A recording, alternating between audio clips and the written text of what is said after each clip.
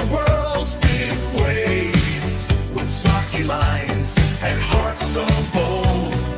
Every story brightly told. In a world full of dull old facts, Newsy News fills in the gaps, chasing stories no one knows, with laughter as the story grows. Newsy News every night, making wrongs turn out right, with a giggle and a grin. Let the fun times begin. Scandals broken with a wink. Politics served with a drink. Breaking headlines you might miss, wrapped in an ironic twist. Playful fun at all the wines. Good evening, everyone. It is August the 13th, and we have survived another day because some days it be like that. Wolfram, thank you for doing all of the Modly Mod stuff. JK Debug, good evening. And Speedy Gonzalez, welcome. And Brenda, good evening. So, our first story is Disney doing general douchery Disney things. Disney would like the NYU doctor allergy death suit to be dropped because the widower has a Disney Plus subscription. Oh no. Well, right now it's just like a stuffy nose and a tickle in the back of my throat, but I am afraid that I have forgotten that every year around the start of school, my boys bring home whatever mutant new, cold there is. I swear. But yeah, Disney, nah, I if it is at this point, I mean, it's endemic. What am I gonna do? I'll just take some, cold medicine tonight, hopefully get a good night's sleep, and then be done. I am doing fine. How are you doing, Flash fan? I will have to get some tomorrow. I'm not going out after this. I'm like, I refuse to go out after 8 p.m.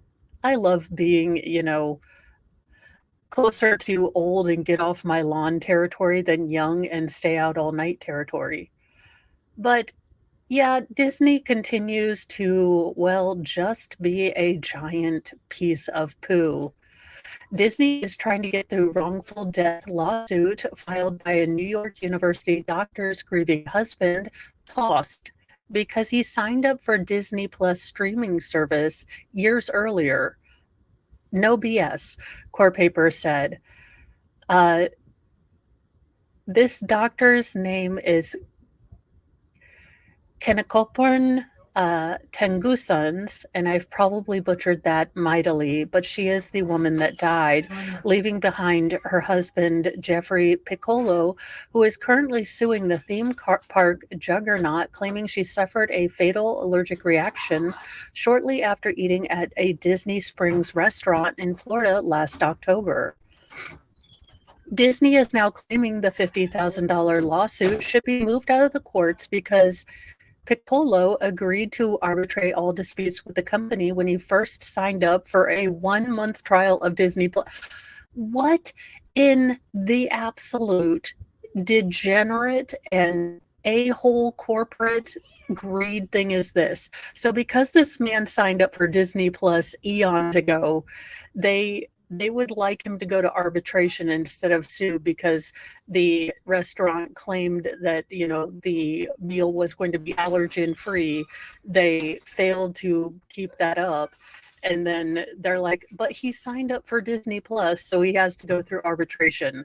I mean, this is low even for Disney. And I saw Willow, okay, the series in which they had an evil worm that produced milk from the center of the earth, that you had to drink this milk in order to become evil. That made it out of a writing room in Disney, well, Lucasfilm, but still, an evil father worm that, I mean, just absolute, this is bad even for Disney.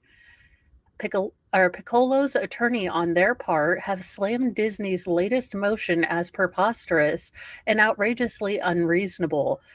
In the May 31st motion filed in Orange County, Florida Circuit Court, Disney argued that the Disney Plus subscriber agreement Piccolo signed years earlier on his PlayStation called for any dispute, with the exception of small claims, to be resolved by individual binding arbitration. The company added that Piccolo had agreed to similar language when he then used My Disney Experience to buy the tickets to visit the Epcot theme park in September last year, a month before the couple's ill-fated trip. Disney has argued that both agreements require Piccolo to consent to the arbitration language before purchasing the court file claims. Yeah, I'm glad I watched Disparu after the first two episodes, because I don't know that I would have been able to get through the rest of the episodes. Now, Piccolo's lawyers have since fired back, insisting that an August 2nd motion that Disney's argument is fatally flawed. Quote, the notion that the terms agreed to by a customer when creating a Disney Plus free trial account would forever bar that customer's right to a jury trial in any dispute with any Disney affiliate or subsidiary is so outrageously unreasonable and unfair as to shock the judicial conscience, and this court should not enforce such an agreement. They also argued that Piccolo filed the wrongful death suit as a personal representative of the estate of his wife, not on behalf of himself. So this should be absolutely out of bounds. His wife, Tengu-san, 42, died of a severe allergic reaction known as anaphylaxis just hours after dining at Raglan Road Irish Pub and Restaurant, which her husband took her to back on August the 5th. The physician, who had worked in Manhattan's NYU Langone Hospital, had repeatedly stressed to wait staff that she had nut and dairy allergies when she ordered scallops, onion rings, broccoli, and corn fritters, according to the filing. Soon after leaving the restaurant, she began to experience difficulty breathing and collapsed. Even though an EpiPen was immediately administered to her, she unfortunately passed away at a local hospital. Piccolo is seeking more than $50,000 in damages under Florida's Wrongful Death Act, in addition to mental pain and suffering and loss of income.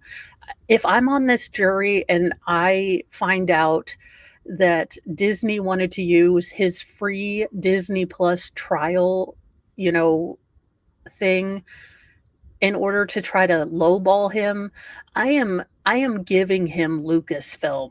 Well, to be fair, if I were a juror, I would give him Lucasfilm for free. But I am giving him the rights to Mickey Mouse if I hear this crap, because this is underhanded even for Disney. Now, the Post has reached out to both Disney and Piccolo's attorneys for comments, but they haven't, returned those. Honestly, Disney, you should probably hide under a rock. You are so daggone corrupt and gross. What in the world? A man who fatally stabbed a neighbor in a snoring battle gets nearly a year in jail. Well, I guess I would assume that you would get longer than a year in jail if you perforate your neighbor for snoring, but maybe I'm wrong. A Pennsylvania man who fatally stabbed his neighbor over the defendant's loud snoring has been sentenced to nearly a year in jail. Christopher Casey, 56, of the Pennsylvania suburb of Upper Moreland, was hit with the present sentence after he apologized to the court and the victim, Robert Wallace's family, and pled guilty to involuntary manslaughter. Casey and Wallace got into a fatal argument in January when Wallace, 62, went over to Casey's unit next door in their duplex, where they share a common bedroom wall, to complain about his noisy snoring, prosecutors said at the time. Wallace pushed in his neighbor's first floor window and threatened to unalive him over the snoring, prosecutors say. The neighbors appeared to simmer down after 20 minutes of arguing through the window before Wallace offered to shake his counterpart's hand and pay for surgery to stop Casey's snoring, according to an affidavit obtained by the Philadelphia Inquirer. Casey hid a military style knife and taser under a blanket before he opened his door to talk to Wallace, under the belief that Wallace was not genuine about making up. Casey said in the interview with the police, according to the affidavit. Now, he ended up fatally stabbing Wallace 3 times in the chest. Casey's lawyer argued that his client was autistic and it made it difficult for him to deal with confrontation. Casey was also afraid of being hurt by Wallace, the lawyer said. Casey, who was first charged with third-degree murder, apologized to the court or in the court to the victim's family, calling the circumstances around the killing unfortunate. His lawyer, James Lyons, said the client's life was threatened multiple times before, and he was a really good man, not equipped to deal with this type of sustained abuse and threats. He was terrified of the guy, and he believed he had no options. Before sentencing, Wallace's relatives said that the snoring was so loud that he couldn't sleep, and the fatigue affected his life job performance.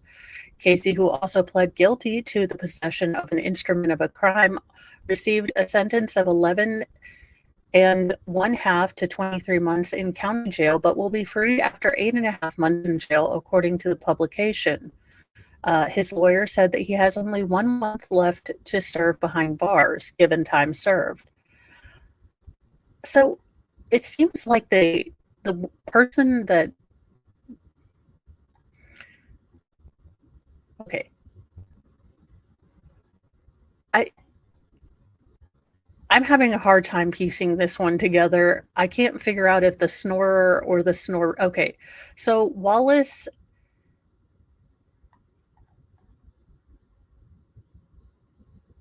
is the one that was snoring, and this guy, I don't know. Yeah, this article stinks. Can I say for all of us with a functioning frontal cortex, please God, no, do not do this. Barbie director Greta Gerwig weighs in on a possible Ken movie starring Ryan Gosling. If it's all gonna if it's gonna be about, how men suck out loud and everyone, is terrible and the patriarchy exists, then please don't bother. I'd rather not.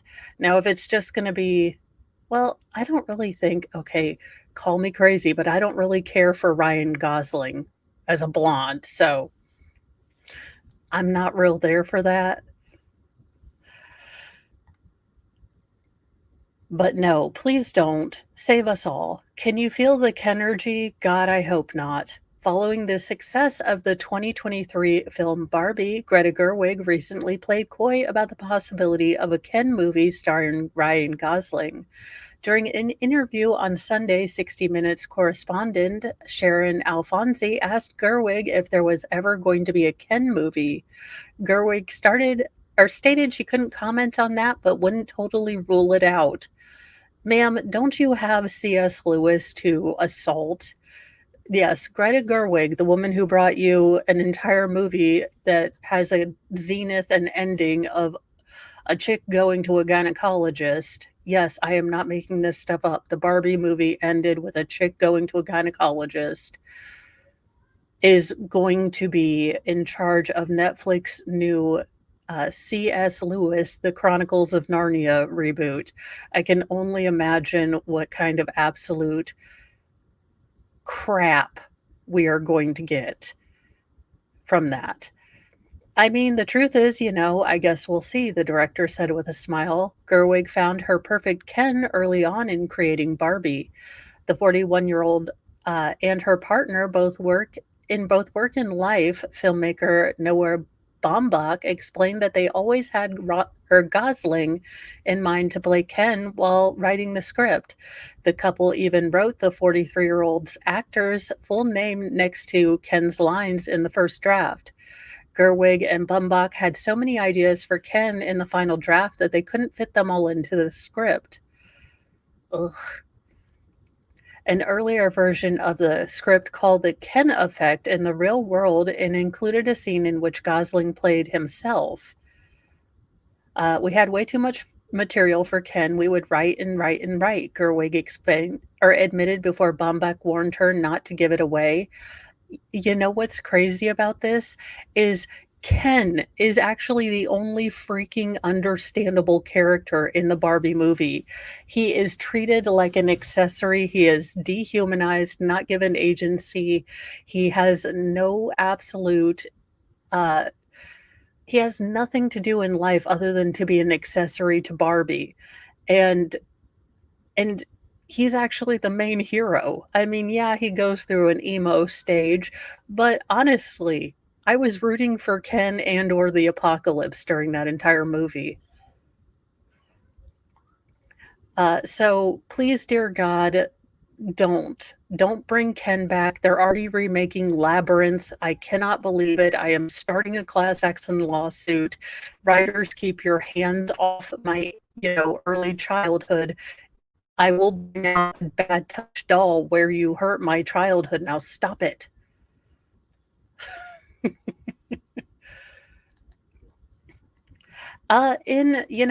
The wheels of justice grind slowly but relentlessly.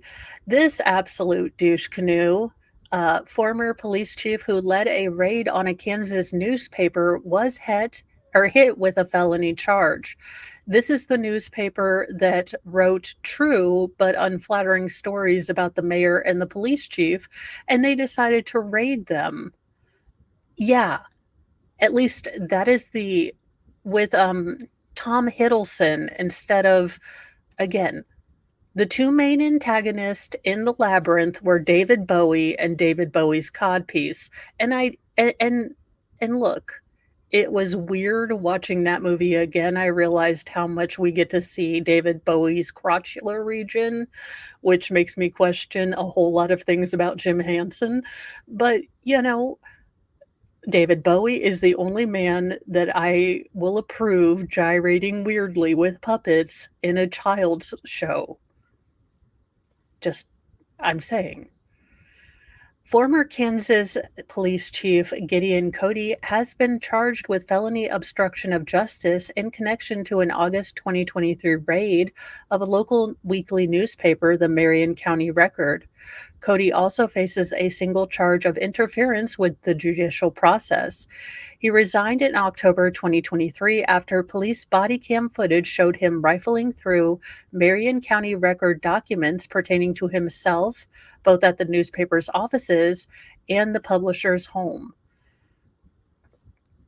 As Law and Crime reported, Cody ordered the raid on the paper. Marion County Attorney Joel Ensley determined that prior to Cody's resignation, there was insignificant or insufficient evidence to justify the raid and seizures of records from the newspaper's office as well as from the home. Marion County Record was owned by Eric Meyer, but at the time of the raid, he shared ownership with his 98-year-old mother, Joan Meyer. She was present at the house during the ransacking by Cody and a small throng of officers. She died the next day uh, after having a heart attack. So this absolute douche canoe went in and raided this newspaper and raided this woman's home because they were daring to report on the shenanigans that he and the mayor were doing. Uh, I don't know. Probably really, really bad. Okay, you know what, Hollywood, here, Imma do you a solid. Imma do you a solid, and here's one thing that you can take from my childhood. It already has the message in it. So why the hell don't you remake Captain Planet? It's all about saving the environment, Mother Gaia, a man with a mullet. I mean, you know, international unit or United Benetton group of cast members, take effing Captain Planet. No one cares about Captain Planet. I am fully willing to give you to Captain Planet. Jenny, I was only defending that, David Bowie is the only person that I will, be okay with gyrating because he did again, as we all must admit, David Bowie and his codpiece played very important dual roles in Labyrinth. And watching it again as an adult, we realize how much crotchular region David Bowie's, well, screen time stuff had. I, I'm just saying, JKD Buck, it's already a terrible show. Who the hell fights with the spirit or the power of heart? No one. So I say have that craptastic show, leave everything else alone.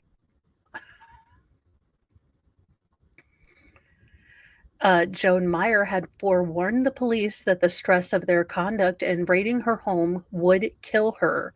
And as Law and Crime previously reported, Eric Meyer ended up suing Cody, Marion's current police chief Jack Hudden, and the county's board of commissioners, the former mayor of Marion, David Mayfield, and several others in a sprawling lawsuit after her death. You get him. You get him because now I have that theme song going in my head, but I'm just saying, it's perfectly designed with all of their little The Message, Eco Warriors craziness, and the cast was like the United Benetton ad. Mess that up. Take something I don't care about. Leave Labyrinth alone. Notably, the Myers weren't the only ones raided. A raid was also done at the home of Ruth Herbel, a Marion City Council board member. The Associated Press reported that the charge of interference related to Cody's alleged attempt to persuade a witness to withhold information about the raids less than 1 week after they occurred. Nothing more was described in court records at the time. Meyer told AP that he believed prosecutors were making the former police chief a fall guy since the misconduct went beyond just one man at the police department. Meyer said he thinks Cody will strike a deal with prosecutors so a trial won't ensue, and this way, details of the raid will be far less likely to emerge for public scrutiny. We're just being basic journalists here, Meyer told the AP. We want the whole story. We don't want part of it. The charges against Cody were anticipated. Special prosecutors released a 124-page report revealing that evidence they accrued in their investigation of the raid would likely lead them to charge Cody with a felony, but other Marion police involved were unlikely to be charged. According to the report compiled by Sedgwick County District Attorney Mark Bennett and Riley County District Attorney Barry Wilkerson, there is no evidence that Marion law enforcement agents recognized the inadequacy of investigation or intentionally knowingly misled either other law enforcement agents or the court. I don't know. It sounds like they were a whole hell of a lot shady, and you guys are doing what is called covering your asses. The evidence strongly suggests that they genuinely believed that they were investigating criminal acts, Bennett and Wilkerson also wrote.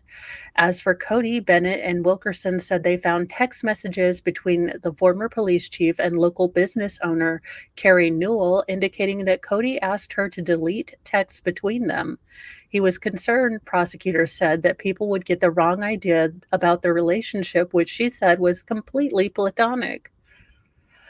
Noel told the AP in an interview last October that she foolishly deleted her text when he asked. I foolishly did and immediately did have regrets, she said. As Law and Crime reported, the raid was sparked after Cody said he had learned that the Marion County Record and one of its reporters had inappropriately obtained private information about Newell, then published it. But the paper stated it had a confidential source, later identified as Pam Mag, who told them that a local caterer had been convicted of drunk driving but continued to drive her vehicle without a valid license. This was ongoing while she was in the middle of applying for a liquor license. Meyer said that the Marion County record reporter Phyllis Zorn worked to verify the tip because they suspected it had come from Newell's ex-husband since the couple had only recently filed for divorce. So instead of publishing, Meyer contacted the police to alert them. Zorn, Meyer said, used public website to search for Newell's history and confirmed that the woman had lost her driver's license because of a DUI. Newell was informed by the police about the impending story, and this kicked off a furor at the local city council meeting where Newell accused the paper of illegally gaining access to her records. Ma'am, it's called the interzones. All of this stuff is available for public record. These are matters of public record. I could have FOIA'd your DUI record. You're just upset you got caught, and it's going to look really shifty, shady, and terribly unethical that you are driving a business vehicle without having a license. So they decided to go, raid and go commando on this newspaper. And, sir, Cody, Mr. Sheriff Guy, no man goes full white knight into raiding a daggone newspaper office when he's not stooping a woman, okay? This is not no man white knights this much unless he would like to get into your pants or he's already been there. That's my opinion. Don't come after me. You already have enough issues, sir. I said allegedly. Apparently we're going to get treason charges, possibly. A Mexican prosecutor considers treason charges after U.S. jails drug lord El Mayo Zambada. Well, I don't know how we can be I guess we can be in treason of Mexico's stuff, but I don't see how, again, no offense, Mexico, but Americans kind of have like, it's America, we'll do what we want kind of four-nature attitude. So try it, but I don't know that you'll be too happy with the whole results. The U.S. managed to arrest Mexico's most wanted drug lord, but Mexican prosecutors and the president now say they are considering bringing treason charges against those who handed him over. It's part of a long, strange tale of the Sinaloa cartel leader Ismael El Mayo Zambada, who unexpectedly appeared on a flight that landed near El Paso, Texas in July. The private plane flight was arranged by another drug capo who decided to turn himself in. U.S. officials say that Joaquin Guzman Lopez, son of imprisoned cartel leader Joaquin El Chapo Guzman, flew to the United States to turn himself in, but also abducted Zambada before leaving Mexico, forcing him on the plane. But rather than thanking the United States for nabbing this giant, baddie bad guy, those whose cartel has spread violence and terror across Mexico for decades, Mexican prosecutors are considering bringing treason charges against Guzman and anyone else involved in the plot. Okay. I mean, it seems like an odd hill to die on, but okay, Mexico. Mexico's Attorney General's office said late Sunday it had opened a criminal investigation for, quote, the four possible crimes of illegal flight, illicit use of airports, immigration and customs violations, kidnaps, treason, and other crimes that may apply. The odd response to the capture of a drug trafficker who had 15 million US reward on his head is based on an article in Mexico's penal code that lays out prison sentences of up to 40 years in prison for treason. The article includes traditional definitions of treason, attacking Mexico on behalf of a foreign power, or serving in a foreign army, but also states that treason is committed by those who illegally abduct a person in Mexico in order to hand them over to authorities of another country. Was that law enacted before or after you became cartel country? Because this seems like the cartel has become the politician. That clause was apparently motivated by the abduction of a Mexican doctor wanted for allegedly participating in the 1985 torture and killing of Drug Enforcement Administration agent Kiki Camarena. The doctor, Humberto Machan, was kidnapped in Mexico in 1990 and handed over to the U.S. authorities, angering Mexico. President Andrés Manuel López Obrador has long viewed any U.S. intervention as an affront. Well, then, sir, I gladly welcome you to start taking out these baddie bad guys on your own, because it kind of seems like you're swimming in a giant bathtub of cartel money the way you've not been doing anything. Allegedly in Minecraft. I don't know. Call me crazy, but pattern recognition seems to tell me that if you're not doing anything, then you must be getting paid off.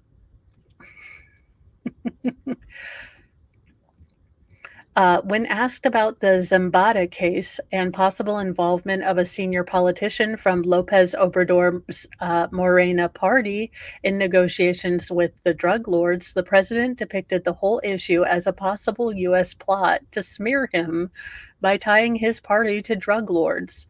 In the United States, there are some groups that don't understand that things have changed and want to continue intervening, undermining, and trying to not. So is you know Manuel Lopez Obrador trying to tell us that we have won the drug war? All right, a DEA agents, you may put down all of your accoutrement. We have figured it out. Apparently, Mexico has it all figured out for super cereal, and they will take care of it. I don't understand what this man's problem is. We took care of a big old bad guy. He seemed to have done nothing about it. But okay, go ahead and cope and seethe. Kind of done.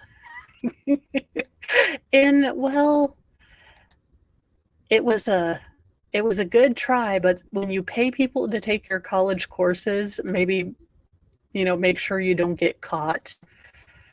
6 California police officers paid someone to take college courses for them. Now they face prison. Well, darn it. They would have gotten away with it if it hadn't been for ChatGPT. The troubled Antioch Police Department faces another blow as a second police officer was convicted last week in a scheme to fraudulently obtain college degrees for higher pay. Maritza Amiri, 33, and 5 others from the Antioch and Pittsburgh police departments falsely claimed that they had obtained a bachelor's degrees in criminal justice and employed to qualify for higher pay, the U.S. Attorney's Office for the Northern District of California said in a statement Friday. But the officers actually hired someone else to complete the courses online, unlocking raises and financial incentives that they had not earned, prosecutors said. The other 5 pled guilty to conspiracy to commit wire fraud earlier this year. Amari's case was the only one not to go to trial. Amari was also caught up in the Antioch Police Department's racist texting scandal in 2023. Wow, you guys are looking just about as good as, Canton Police. You might take the gold with this one.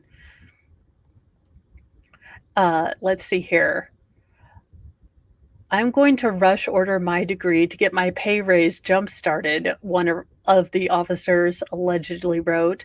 The other 5 officers convicted in conspiracy to defraud police departments were Patrick Burhand, Amanda Theodosi, aka Nash, Ernesto Meja Orezio, Brawley Rodriguez Jalapa, and who were current or former members of the Pittsburgh Police Department at the time, and Samantha Peterson of the Antioch Police Department, the U.S. Attorney's Office said. Amiri engaged in a calculated conspiracy to defraud his police department of taxpayer funds. His actions were a violation of the law and a grave betrayal of public trust, said Robert Tripp, spokesperson for the FBI. Amari and his co-conspirators' deception has no place in law enforcement. With this conviction, he now faces the consequences of his actions. Each of Amari's two convictions comes with a maximum sentence of 20 years in prison. He's scheduled to be tried in a related case in February. Well, I mean, police officers just trying to steal grades. They should have used, oh gosh, civil forfeiture of grades. And this mom kicks butt. A mother fights off a grizzly bear attack. I'm not ready to leave my daughter. A brave mom who was attacked by a grizzly bear while jogging says her 2-year-old daughter was her inspiration to survive. I was in the wrong place at the wrong time, Vanessa Chaput, 24 of Yukon, Canada, tells Today.com. On June 30th, let's see, Vanessa was jogging through a paved trail in between Haines Junction and Pine Lake campground in Ontario, Canada, with her German Shepherd Luna. Vanessa says she's familiar with the trail, which runs alongside the highway and is near residential homes. It was 10:30 p.m., but the sun had recently set, so when Vanessa rounded a corner, she clearly saw the trouble ahead. She was face to face with 3 bears. Okay, I am not running at 10:30 at night.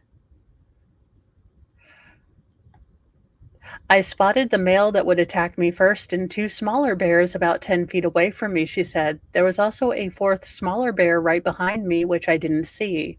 Vanessa backed away, tugging on Luna's short leash, but her dog, whose bark often scares away bears that wander into Chaput's Haines Junction yard, went on the defense. Luna ripped away from Vanessa and chased the 2 smaller bears away, leaving Vanessa alone with the big bear. Dog, that was a good try, doggo, but you left her alone with a giant bear. It is unclear where the bear behind Vanessa was at that point. As Vanessa started walking backward, the larger bear charged in her direction. I picked a tree to get behind, but the bear took me down. It took my head in its mouth, and I ended up on the ground. Vanessa said she and the bear struggled. You feel like a rag doll, and there's nothing you can do, she says, adding, I remember being thrown around. She didn't scream or feel any specific sensation of pain. I guess my adrenaline was going. There's an insane amount of pressure, she says. I have a pretty high pain tolerance. The bear's claws wrapped around her body, piercing her skin near the spine and scratching her thighs. The bear also bit her arm. The mom said she thought, I'm not ready to leave my daughter and my husband, and she just went into survival mode. According to Vanessa, the approximately 5-minute attack ended when the bear suddenly let go of her head and ran away. She attributes that saving grace to her hair clip exploding in the bear's mouth or the startling snap of branches beneath her. Vanessa would later feel pieces of branches lodged in her throat, which she expelled on her own. She cowered behind a tree and made herself as small and still as possible, but the bear wasn't done. He charged across the path, turned around, and came back at me. I didn't think I could handle another round. But Vanessa says that Luna's sudden barking from a distance may have scared the bear because he snapped the ground with his paw and took off toward the sound of Luna's barking. Her barking saved my life. What a good doggo! Doggo is good. Hero is hero, Luna. Taking care of business.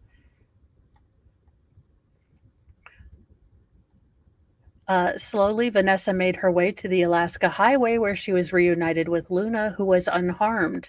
Vanessa used her Apple Watch to call her husband and 911. She was hospitalized for 10 days, receiving more than 30 stitches on her head, her back, her arm, and her ear.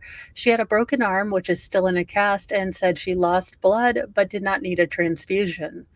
8 days later, Vanessa was reunited with her daughter, and, her daughter said, oh, mommy has an owie.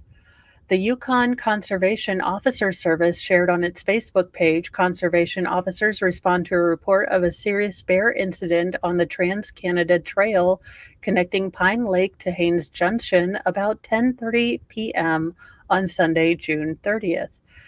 Vanessa's dog had triggered a defensive reaction from the bear, read a Facebook's post. The bear attacked an individual, resulting in significant injuries requiring medical attention. It is believed the dog also caused the bear to break off the attack, providing the individual the opportunity to retreat and call for help.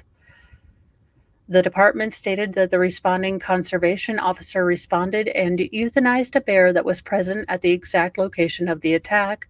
The officer received follow up information that multiple bears were involved, and in interest of public safety, the nearby campground was evacuated and closed.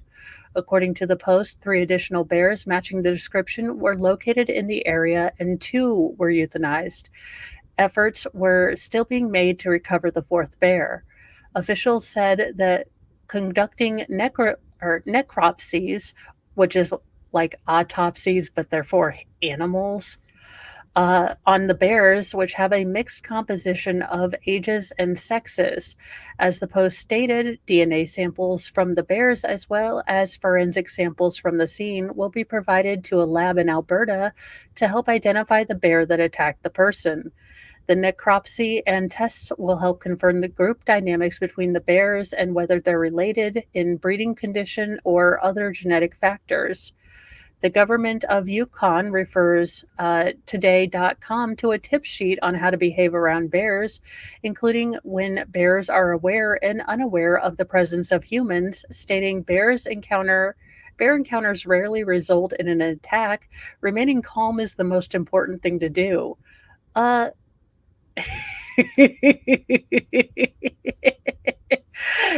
Yeah, I'll just keep to walking and semi-jogging inside.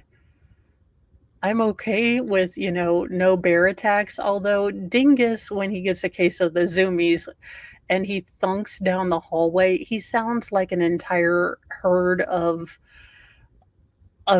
horses. It's just ridiculous. But yeah, I'll stick with my dingus cat rather than anything else. And Lord Chippy must be getting tired today because oh my dear goodness, what the heck is this case? I mean, actually, Lord Chippy might get sick on this one, so we might directly refer this gentleman to the Sun. A dad admits forcing a 4-month-old baby to drink gasoline with the intention of ending that child's life. Give that baby to me. I will take care of that baby until his mom comes home and then, she can take care of him. What? And you did it in Texas. Well, sir, you just FAFO, God bless you, Texas. Get this taken care of. You know what I'm talking about.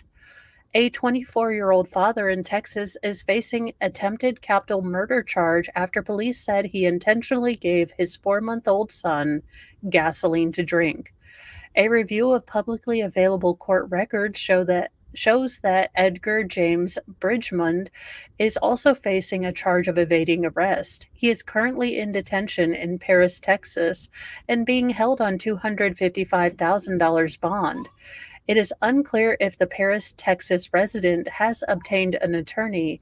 Paris is around 100 miles northeast of Dallas. According to a report from a local outlet My Paris, Texas, deputies with Paris Police Department arrived at a home on the 1300 block of Pine Bluff Street on August 10th to assist after emergency first responders were already on the scene. Police said they learned that the child was intentionally given gasoline to drink and the primary suspect, Bridgmond, had escaped on foot. It's unclear if the child lived at this home. He did not get far, though, the outlet reported, noting police called Bridgman just a block away and arrested him on the spot. Good evening, Jedi Jess and Marlena Mars and Heidi Pruss. Yeah, no, just absolutely insane. Now, Bridgman admitted to have given the infant gasoline to drink with the intention of destroying that child, ending its life. Police spokesperson Captain John Bull said Sunday, according to NBC affiliate KTEN. A request for comment to the Paris Police Department was not immediately returned Monday. KT, KTEN reported Sunday that the infant was sent to a facility in the Dallas Fort Worth area for medical treatment. The attempted capital murder charge in Texas is a first degree felony, and Bridgman could face up to life in prison if convicted.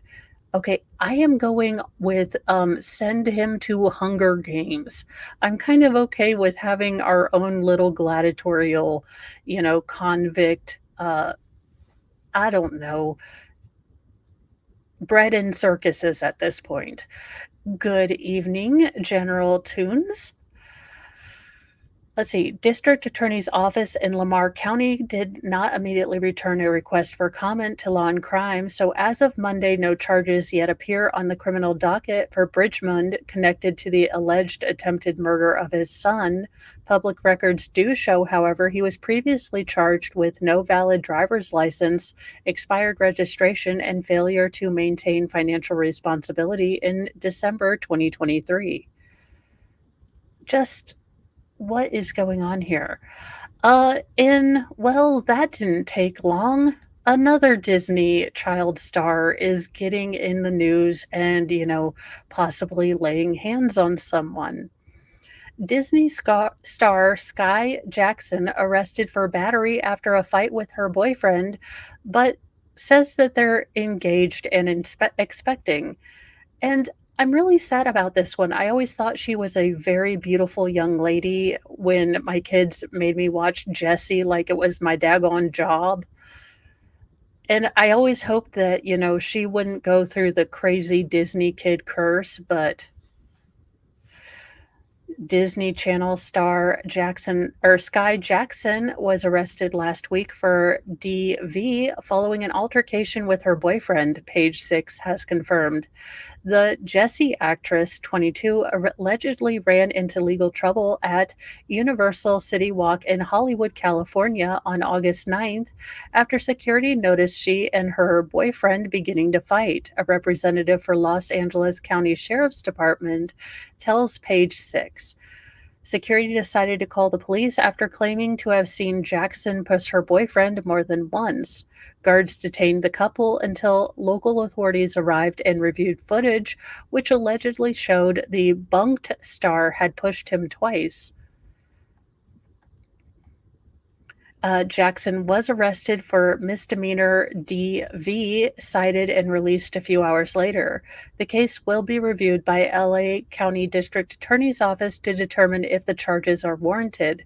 Reps for Jackson didn't immediately return Page Six's request for comment. Despite the apparent footage of the scuffle, both Jackson and her boyfriend denied getting physical, and in fact, they are happily engaged and expecting a baby. TMZ was the first to report the news of the actress's arrest. Not much is known about Jackson's boyfriend in light of her keeping him off of social media and living a very private life. The sex appeal actress who went viral in 2016 as a meme joins a long line of Disney Channel stars who have found themselves involved with the police. It's bunked, so it was the kids from Jessie Go to Camp. It was no salute your shorts, but they tried. Let's see here. So there you go. I kind of hope that she would escape the curse. Hopefully, she can go back and continue to lead a very private life, considering she's going to be a mom. Hopefully, she and her boyfriend will make it to the long run. But I don't know. Being a Disney child star is kind of a curse that never leaves you. Yeah, this is why I will never be a power worker. A Virginia power outage for 11,000, almost 12,000 customer was blamed on a snake. I mean, okay. A utility company officials have said that a power outage affecting nearly 12,000 customers in Virginia was caused by a snake. Dominion Energy confirmed that about 12,000 customers in Newport News, including Christopher Newport University, lost power Saturday night. Crews discovered the cause of the outage was a snake that had slithered into a high voltage area and came in contact with a transformer. I'm guessing the snake did not survive. Uh, for the rest of the people, though, good news. After about an hour and a half, their power was restored, but the snake could not be reached for comment. Let's see here. In by the grace of God, these children survived. I mean, or the spaghetti monster, or whatever you choose to believe in. I'm not going to proselytize to y'all because I'm the world's worst Christian. But shocking video shows toddlers in diapers on a Texas highway after being ejected from a car. This is going to be not so. Oh my God. Those poor babies. And why are they just driving around in diapers? I have some questions, but I'm glad that they seem like they're okay. Disturbing video shows two toddlers wearing nothing but diapers stranded in the middle of a Texas highway after they were thrown from a car that had flipped over several times. The footage shared on X shows the two tots standing up and walking around, seemingly unharmed after the accident, which took place when the vehicle they were riding in collided with another on Interstate 10 East Freeway in Freeport Sunday night. Deputies responded to a major crash on the main lines of East Freeway at Freeport, a two-car crash where one of the cars flipped over several times, causing ejection, Harris County Sheriff Ed Gonzalez wrote on X. An adult can be seen comforting one of the toddlers while another person runs up to the other, eventually picking them up and holding them in their arms. The car the children were riding in can be seen flipped upside down in the background. It was not immediately clear if either of the toddlers were in car seats at the time of the collision. The adults and two children were transported to a local hospital for treatment. High Senior Deputy Thomas Gilland told the Post Tuesday all three were in good condition. Well, you know what? They aren't sure if they were in car seats. I'm sure as more investigation comes out and they get the report on it. But regardless of if they had a car seat or not, which is a terrible thing, get a car seat, have a car seat for your kid. That's, safety. But just the fact that they made it out alive, I mean, absolutely amazing. And I'm so glad that they weren't, seriously hurt because that would have been terrifying. And in our final story, it's not really a happy story, but I did kind of want to highlight this, and I found this late in the evening. Um, you know, a heroic mom who tried to save her daughter and unfortunately ended up losing her life. A mom drowns trying to save a 12-year-old daughter after missing warning signs. Now, I will say it's a sad story, but it goes to highlight just how far moms will go to save their children. You know, just absolutely, there really isn't a thought if your child's in trouble. You will just run in. A mom of three drowned while trying to help her 12-year-old daughter swim in a Tennessee lake after the family didn't heed warning signs about the dangerous waters because they only speak Spanish, her loved one said. Amir, uh, Amarilia Liana Vesima died after slipping into Percy Priest Lake in Nashville on August 4th, trying to help her daughter swim, only to start struggling herself, WTVF reported. Her husband, Martin, was swimming in a different part of the lake, but by the time he rushed over to help, his wife had already jumped into the body of water. I asked, "Where's your mom? Where's your mom?" His daughter said she went into the water already, he told the station in Spanish. Half a dozen bystanders sprang into action to help his wife, some even performing CPR until paramedics arrived. I'm not quite sure. I'm hoping that they explain on the sign. The mother of three was transported to the hospital but taken off of life support later that week. While her family remains heartbroken over her death, Ambrosio used it as an opportunity to advocate for signage to protect Spanish speaking communities. Since he and his family do not speak English, the signs posted at the lake warning swimmers about the waters were not heated. We don't know how to speak English and we didn't see any signs.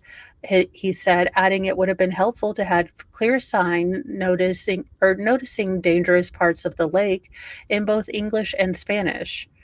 Uh, it does seem like we should have clear warning signs, but I mean, I feel terrible that this mother lost her life, but I know that in that instant, I think many of us parents would, knowing the outcome, still jump in to help our kids. And I think that, with all that divides us, with all that, is different with our languages that we speak or, how our families are made up, I think that the one thing that really binds us together for the most part is that us parents, most of us are willing to jump into that lake even if it's dangerous, even if we know we're not going to be able to get out so we can save our kiddos. And while it's a sad story, I also feel like it's heartwarming that you know, we can all understand and put ourselves in her shoes at that moment and realize we would probably all still jump in. And I think there's something oddly comforting, even though it's a heartbreaking story, that regardless of what the media or, the crazy wackos on Twitter or X or whatever you want to call it want to say, there is so much more bringing us together, those basic instincts to, jump in and help, and others jumping in to help. I mean, CPR is incredibly physically taxing, but people all jumped in to help. And on days when I'm feeling a little black pilly, it's good to remember those things. It's good to remember that we all have, most of us have, you know, that desire to actually jump up and help. And that's the thing I carry with me when I'm having maybe a black pill day is that, you know, regardless of what anyone says, I've had so many people just basic, well, I mean, that too. It does make me feel peaceful at night. Thank you, JK Debug, for lightening the mood. But yes, if you're in in direct opposition to what the, white Christmas teaches us about counting our blessing, we should just count David Bowie's cod pieces in the labyrinth instead of sheep, and then we'll all go to sleep tonight. Have a lovely evening. I am not sending you guys anywhere. I am probably going to go to bed and hopefully fight off this pre-cold. I'm going to drink some orange juice, get some vitamin C, and possibly, just crash out. Thank you for enjoying the news with me, and I will see you guys in the morning. And don't forget, tomorrow we will be starting the Michael Jackson Bolonzo trial. The man who was allegedly was charged with the unaliving of Samantha Wall, the outgoing Jewish activist in Detroit. So we will be rewatching or speed watching that. So I'll be speeding through breaks and other things and hopefully get through a good chunk of that tomorrow. So I hope to see you guys there, and I'll just say good night, have a good evening, and I will see you all in the morning. Bye, guys.